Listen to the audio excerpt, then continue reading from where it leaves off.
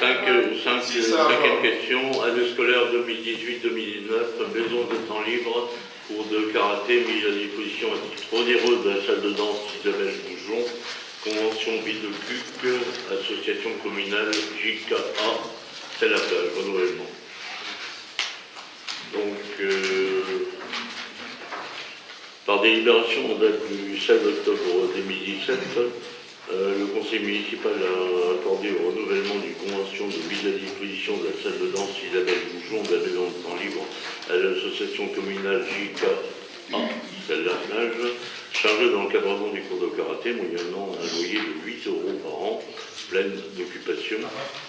Par heure. C'est M. Kovac qui m'a troublé. Pleine d'occupation. Et sur présentation annuelle d'activité à bilan financier. Il y a lieu par délibération d'accorder éventuellement le renouvellement de la convention, de maintenir le montant de la redevance à 8 € par heure et d'autoriser l'autorité territoriale à signer la convention et tout acte découlant de cette décision. Vous avez le rapport financier qui est là. Est-ce que vous avez des questions à poser sur cette question? Oui. Il y a toute une série là, de délibérations qui ont pratiquement le même but. La tarification à 8 € l'heure. Ouais. Bon, moi, ça ne me dérange pas du tout. Moi non plus. Bien au contraire. Mais est-ce que une tarification qui concernerait par exemple 30 personnes dans la salle de gym et puis 12 personnes ou 5 personnes dans la salle de gym au même tarif horaire pour l'ensemble, est-ce qu'il ne faudrait pas pondérer ou modérer en fonction du nombre? C'est-à-dire le nombre d'adhérents peut fluctuer au cours de l'année. Oui, non, mais je suis d'accord avec vous. Ça peut commencer à 5 et terminer à 30 à la fin de l'année. Ils sont obligés de le revoir régulièrement. Non, mais je vous pose une question.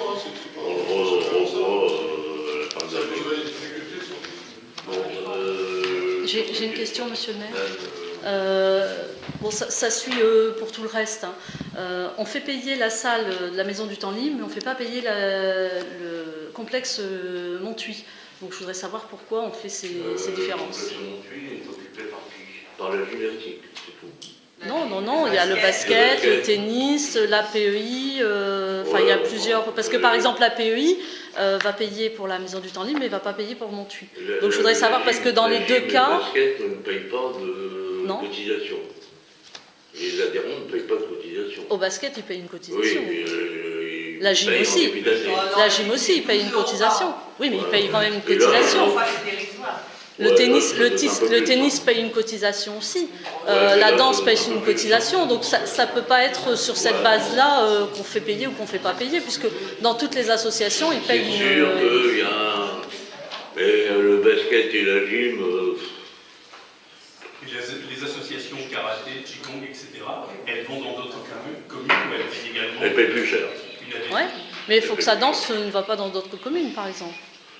Bon, il faut que ça danse, par exemple, ça regroupe beaucoup de filles qui ne vont pas forcément au foot.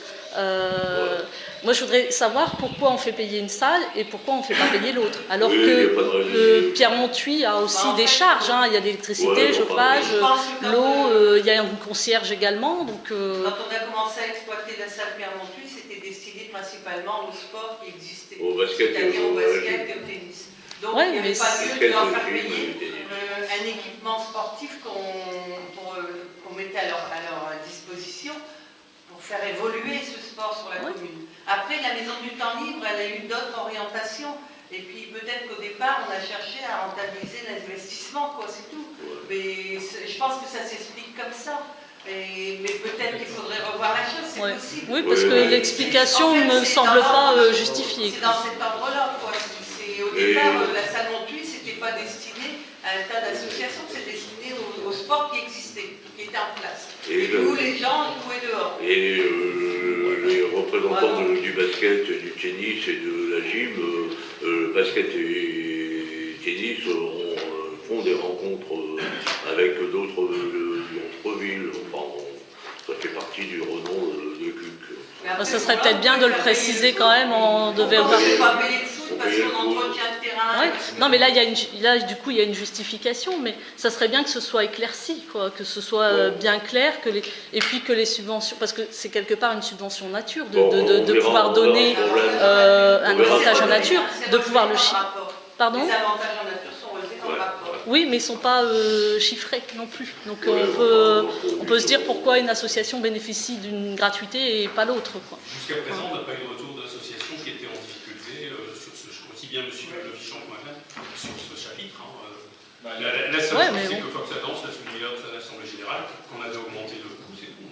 Il y avait le tennis qui payait, mais ils avaient et maintenant qui ne payent plus. Donc on avait dû revoir leur redevance l'année dernière. Tu payais 1 000 € avant. Ils payaient 1 000 €, ils avaient eu des soucis. C'est un peu ric-et-rac, donc on avait en commission sport, on avait décidé de les faire. Bon, si on les faisait payer, nous demanderait une subvention plus importante. Oui, mais vous la donneriez pas forcément, parce que, je reprends une fois, c'est pas, j'ai pas d'intérêt particulier pour Fox Adams, mais par exemple, la subvention de Fox Adams est inférieure au montant de l'allocation de la salle, par exemple, quand on regarde leur compte. Quand on regarde une autre association, alors je ne sais plus laquelle, qui reçoit 1300, c'est le karaté, reçoit 1 300 € de subvention et paye 1 300 € de location de salle. Donc, vous voyez, c'est vrai qu'on prend d'un côté pour redonner de l'autre, mais on ne le fait pas forcément pour toutes les associations. Ça serait peut-être bien de pouvoir revoir tout ça en commission sport. Il y a le tennis de table, si vous faites payer 6 € de l'heure au tennis de table, ils ne pourront jamais payer. Ils sont plus adhérents. Oui, mais ils ont quand même plus d'heures. N'empêche ils ont une petite subvention, donc... N'empêche que votre réflexion va dans le bon sens. Je pense qu'on peut y réfléchir, mais si on fait payer le football et puis on fait payer le tennis et le basket, obligatoirement, en retour, ils demanderont une subvention plus importante. Alors, non, mais ça peut être dans le sens inverse aussi. Oui, supprimer. Bon, pour cette année, on reste comme ça. L'année prochaine, on verra. Qui est contre le point 5 ? Abstention ?